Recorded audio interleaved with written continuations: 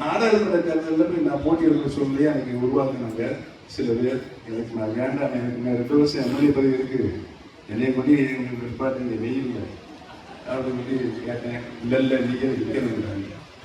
ஏன்னா அந்த என்டிஏ நாங்கள் மிகப்பெரிய பாவம். 6 தொகுதி சட்டமன்றத்துக்கு ஒதுக்குனாங்க. நான் அந்த 6 தொகுதியில் இருக்கிற 36 சட்டமன்றத்தில் இருக்கிற பொருளை கேட்ட ஐயா சாமி எனக்கு வேணாம் அப்படின்ட்டாங்க.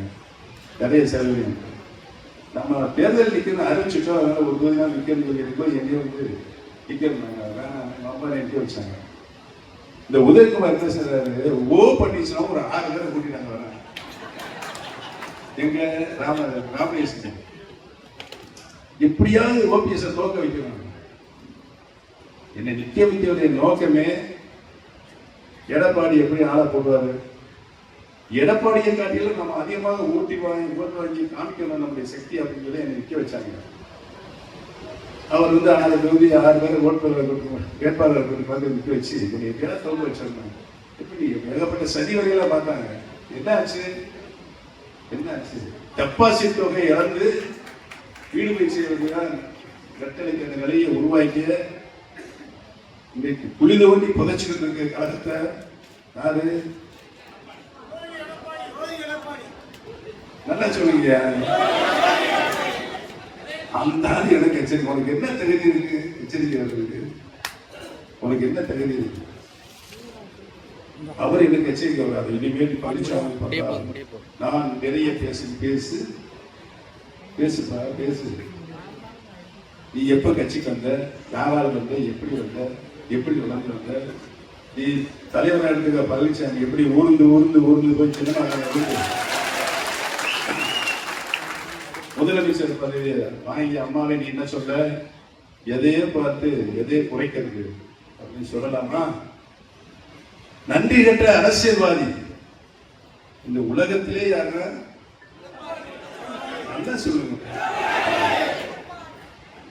அவர் எனக்கு எச்சரிக்கை வர்றாரு. உனக்கு என்ன தகுதி இருக்கு எச்சரிக்கை வர்றது? 96 மிகப்பெரிய தோல்வி அனைத்து இந்திய அண்ணா முன்னேற்றம் கண்டது. 3 மாதத்தில் உள்ளாட்சி தேர்தல் நகரசபை தேர்தல். நான் அப்ப நகர செயலாளர். என்னை நிக்க போட்டாங்க. அப்ப என்ன ஆச்சு? முகமது சோதனையான கட்டம். ஓட்டு கேட்டே எங்களால் போக முடியல. அந்த வேலையை போட்டாங்க. 104 முனிசிபாலிட்டி அப்படி இருந்துச்சு. நாளே வந்து ஜெயிச்சேன். நான் காஞ்சிபுரம் பன்னீர்செல்வம், ஸ்ரீவில்லிபுத்தூர் தாமரை, இங்கே புளியங்குடியில் குடும்பமானவர் டைம் 4 பேர் தான் ஜெயிச்சோம். அதுல இருந்து அம்மா எனக்கு சட்டமன்ற கொடுத்தாங்க வேட்பாளராக. பெரிய விட்டு 2 தொகுதி 2 முறை வெற்றி பெற்றேன். அப்போ அது ரிசர்வ் ஆயிடுச்சு. அப்புறம் கொடிநாயக்கம் எங்க அம்மா பிறந்த ஊர், அந்த ஊரில் இருப்பாங்க. 3 முறை ஜெயிச்சு. எப்படி வந்து அரசியல் தெரியுமா? தேர்தலை நான் சொல்லக்கூடாது. பல